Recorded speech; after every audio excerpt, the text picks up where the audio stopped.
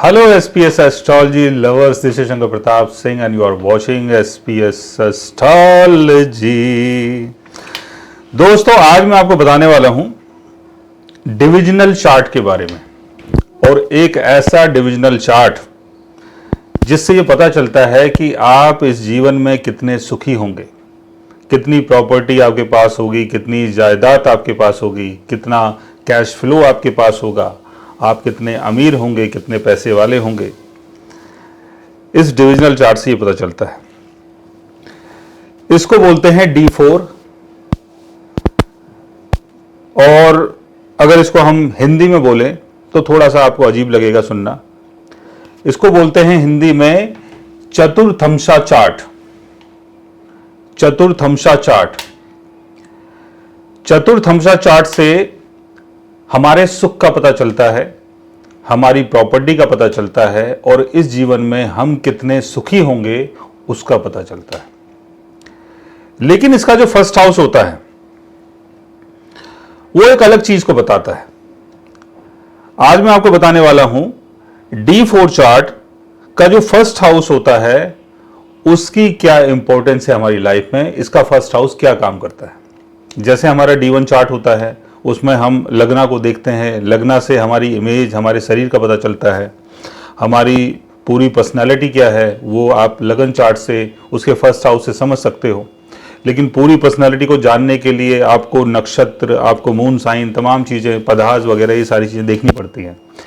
लेकिन इसमें पदा का कोई चक्कर नहीं है, इसमें नक्षत्र का कोई चक्कर नहीं है, इसमें बस आपका फर्स्ट हाउस है D4 चार्ट का, और फर्स्ट हाउस से क्या क्या चीजें निकलती हैं वो आप समझ सकते हो। इसके बाद मैं आपको बताऊंगा कि D4 चार्ट में सेकंड हाउस कैसे काम करता है, थर्ड हाउस कैसे काम करता है, फोर्थ हाउस का क्या रोल है, फिफ्थ हाउस का क्या रोल है, तमाम ऐसी बहुत सारी चीजें हैं।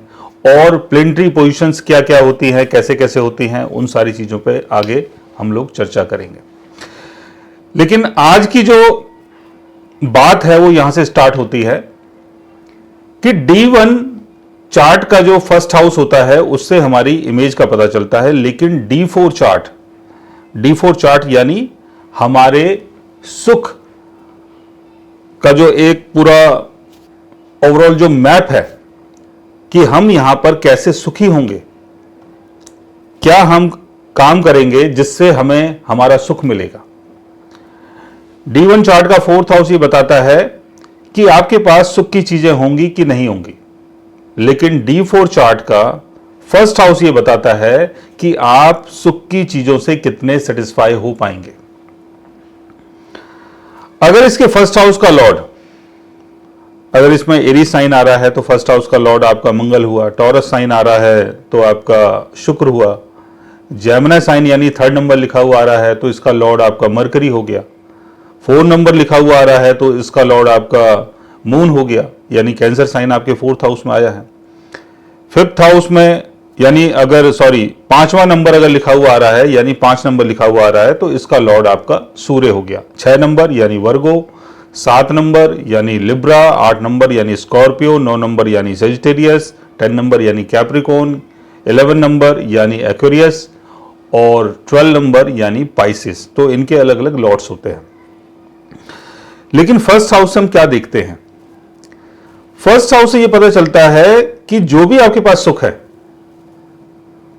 आपके पास जितनी भी प्रॉपर्टी है, या आप अंदर से कितने सुखी इंसान हैं, अपनी चीजों को लेके कितने आप संपन्न हैं, कितने संतुष्ट हैं, वो इसका फर्स्ट हाउस बताता है। अगर फर्स्ट हाउस का लॉर्ड वीक हो जाता है तो आप अपने सुख से कभी भी संतुष्ट नहीं हो पाएंगे। यानी जो भी चीज आपके पास है आपको उसमें कमी दिखाई देगी। कई बार चीजें आपके पास होंगी नहीं, और कई बार होने के बाद भी आप कमी को महसूस करेंगे। फर्स्ट हाउस का लॉर्ड अगर डेबिलिटेशन में होता है, फर्स्ट हाउस का लॉर्ड अगर डेबिलिटेशन में चला जाता है तो सुख की चीजों में कई बार आप बहुत ज्यादा उतार चढ़ाव देखेंगे। फर्स्ट हाउस का लॉर्ड अगर आपका कंबस्ट हो जाता है तो कई बार सुख की चीजें हमें प्रॉपर तरीके से नहीं मिल पाती हैं और उसके चक्कर में हम असंतुष्ट रहते हैं, यानी हम खुश नहीं हो पाते हैं। फर्स्ट हाउस में अगर शनि की प्लेसमेंट हो तो आप अपनी प्रोग्रेस के लिए, अपने आप को सुखी बनाने के लिए बहुत ज्यादा स्ट्रगल करते हैं। फर्स्ट हाउस में अगर राहु की प्लेसमेंट होती है तो कई बार तमाम सुख की चीजें मिल जाती हैं, लेकिन उसके बाद भी आप और ज्यादा चाहते हैं कि आपको और ज्यादा मिले, उसके चक्कर में आप असंतुष्ट रहते हैं। फर्स्ट हाउस में अगर केतु की प्लेसमेंट होती है तो कई बार यहां पर केतु आपको सुख की तमाम चीजें प्रोवाइड कर देता है, लेकिन आप अपने ही सुख से कई बार बहुत ज्यादा डिटैच्ड फील करते हो। तमाम चीजें आपके पास हो सकती हैं, एक से ज्यादा घर हो सकते हैं, गाड़ियां हो सकती हैं, या लिक्विड मनी हो सकती है, सुख की तमाम चीजें आपके पास हो सकती हैं, लेकिन फिर भी आप उनसे डिटैच्ड महसूस करते हैं। फर्स्ट हाउस का लॉर्ड अगर 6th हाउस, 8th हाउस या 12th हाउस में होता है तो कई बार सुख की चीजों के लिए स्ट्रगल करना पड़ता है। जैसे आपको एक से ज्यादा घर बदलने पड़ सकते हैं, या आपने कोई प्रॉपर्टी ली, घर लिया, उसमें कोई ना कोई डिस्प्यूट आ गया, या आपने कोई घर बनाया, बाद में किसी प्राकृतिक आपदा के कारण उसका नुकसान हो गया, या आपने घर बनाया उसमें तमाम पैसा आपका खर्च हो गया। कई बार ऐसा होता है कि जब हम घर बनाते हैं तो कई बार हम कर्जे में आ जाते हैं, क्योंकि घर तो हमें कंप्लीट करना ही है। तो इंसान सोचता है कि चलो यार, एक बार ही तो घर बनता है, लोगों से ले ला के कुछ ना कुछ कर लेते हैं, चलो फिर बाद में देते रहेंगे। लेकिन बाद में आप कर्जे में आ जाते हो।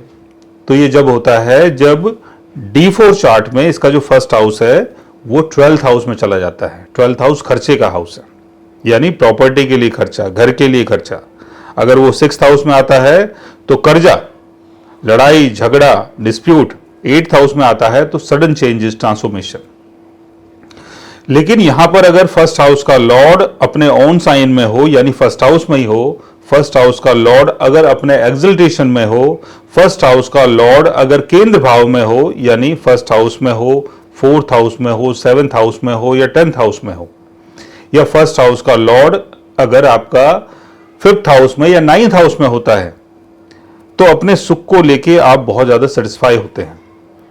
लेकिन अगर फर्स्ट हाउस का लॉर्ड अच्छी जगह प्लेस्ड है और उसको कोई मैलेफिक प्लेनेट अगर देख लेता है, जैसे सैटर्न, राहु, केतु, तब भी प्रॉब्लम हो सकती है।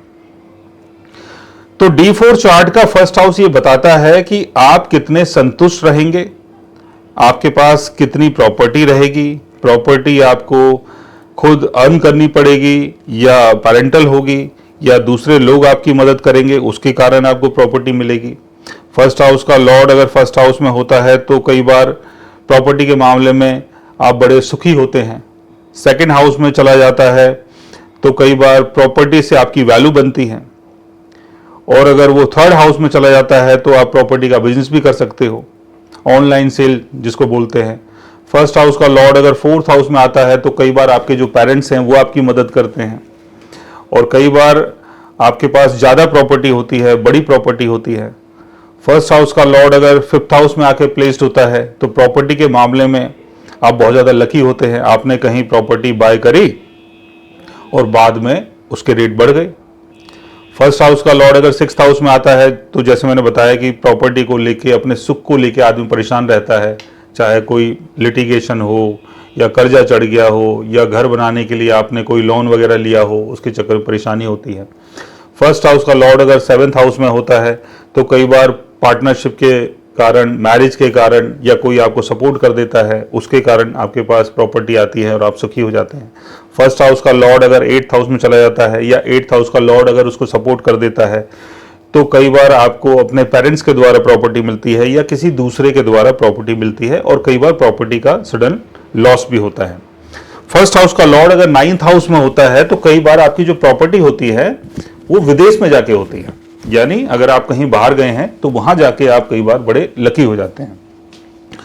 फर्स्ट हाउस का लॉर्ड अगर 10th हाउस में होता है तो कई बार ऐसा योग आपको प्रॉपर्टी से जुड़े हुए किसी करियर में आपकी मदद कर सकता है। फर्स्ट हाउस का लॉर्ड अगर 11th हाउस में चला जाता है तो ये बहुत अच्छा योगा माना जाता है। इसमें आपको आपके मन के हिसाब से कई बार प्रॉपर्टी मिलती है, यानी जैसा आप चाहते हैं कि जीवन में मेरे पास ये सारी चीज़ें हों, तमाम चीज़ें हों, वो सारी चीज़ों को लेके आप बहुत ज़्यादा लकी होते हैं। फर्स्ट हाउस का लॉर्ड अगर 12th हाउस में होता है तो कई बार प्रॉपर्टी का सुख आपको बाहर जाके मिलता है। आप बाहर कहीं पर अब्रॉड कहीं सेटल हो जाते हैं, वहाँ प्रॉपर्टी आप बाय कर पाते हैं।